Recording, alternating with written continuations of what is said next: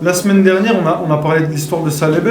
Salébé, les frères, c'était un compagnon à l'époque du prophète sallallahu alayhi wa sallam qui était tout le temps à la mosquée. Il était tout le temps à la mosquée, il faisait les 5 prières obligatoires avec en groupe derrière le prophète. Et le prophète ainsi que les compagnons, ils avaient donné un surnom à Salébé, on l'appelait entre guillemets les frères le petit oiseau de la mosquée.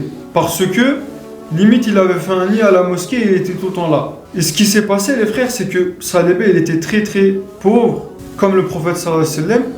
Et un jour Salébé, il est allé voir le prophète, il lui a demandé, je vais essayer de la faire bref les frères, il a demandé au prophète, Ya Rasulallah, est-ce que tu peux demander à Allah de m'accorder la richesse?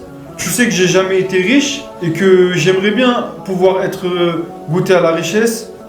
Et sache que je serai reconnaissant et qu'avec mon argent, je vais faire énormément de bien. Le prophète lui avait répondu, ô Salébé, regarde comment moi je suis. Je suis le messager d'Allah, mais malgré cela, je me contente du minimum.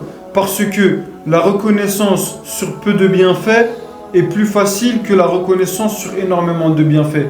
Et est-ce que je te suffis pas comme exemple?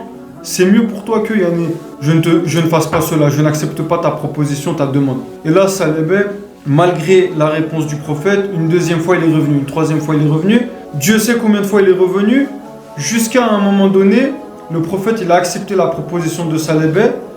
Il a accepté la proposition de Salébé et il a invoqué Allah pour que Allah il accorde la richesse à Salébé.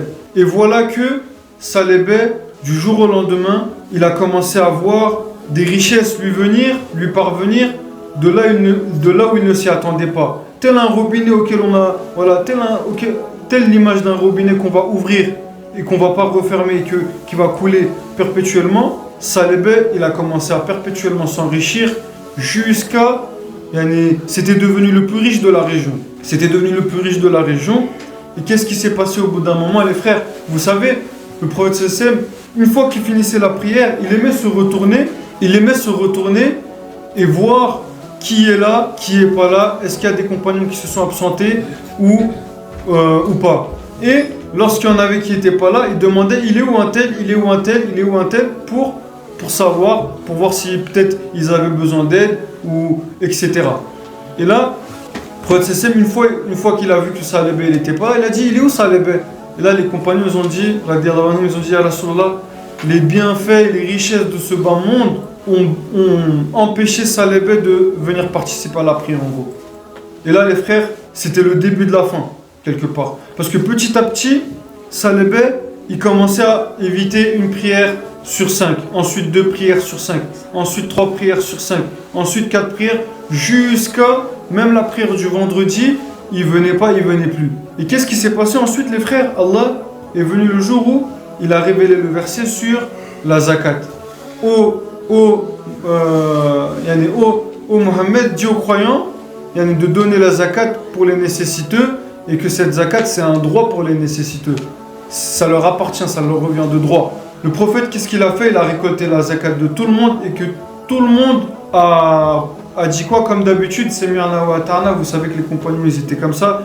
Dès qu'un ordre venait d'Allah, eux, ils le faisaient avec joie et carrément ils disaient quoi pour la zakat? Les compagnons, ils disaient c'est 2,5%, c'est rien du tout.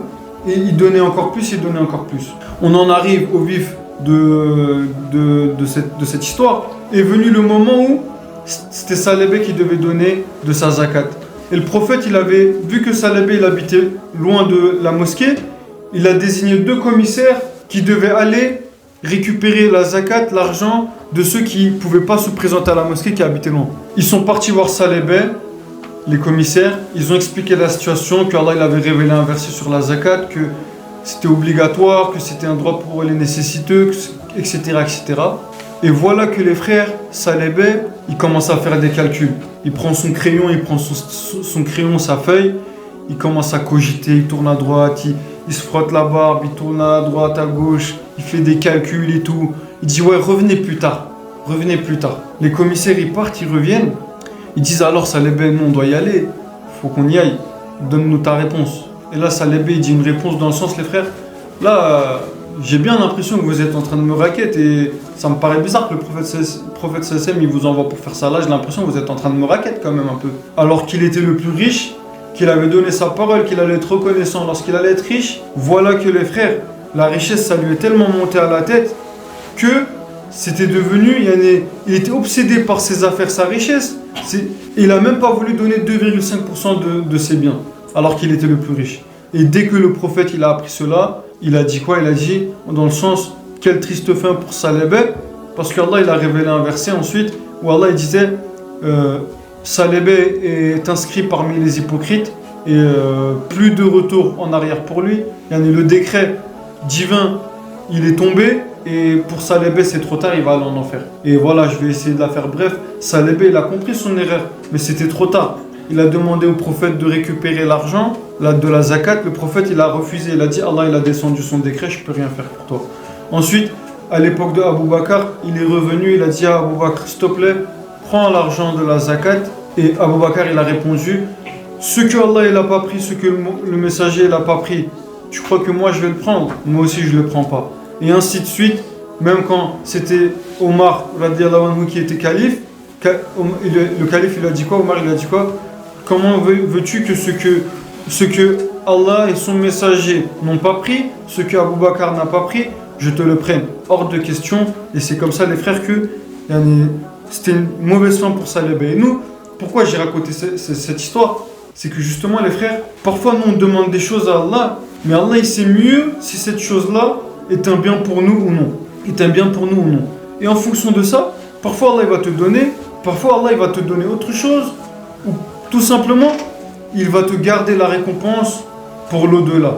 Parce que les frères, il y a une parole du prophète sallam qui dit, lorsque le serviteur il invoque Allah, et qu'il entre guillemets il n'obtient pas gain de cause sur terre, le jour du jugement, Allah il va l'appeler, il va lui dire, tu te rappelles quand tu m'avais demandé de la richesse sur terre et que je ne te l'avais pas accordé, tu m'avais demandé de réussir tes examens pour devenir avocat, mais je ne te l'avais pas accordé, tu m'avais demandé, je te donne un exemple, la réussite dans telle chose, mais je ne te l'avais pas accordé. Tu te rappelles de toutes ces choses-là? Sache que je te les ai réservées pour maintenant, et voilà telle récompense, tel cadeau du paradis en contrepartie des invocations que tu avais faites.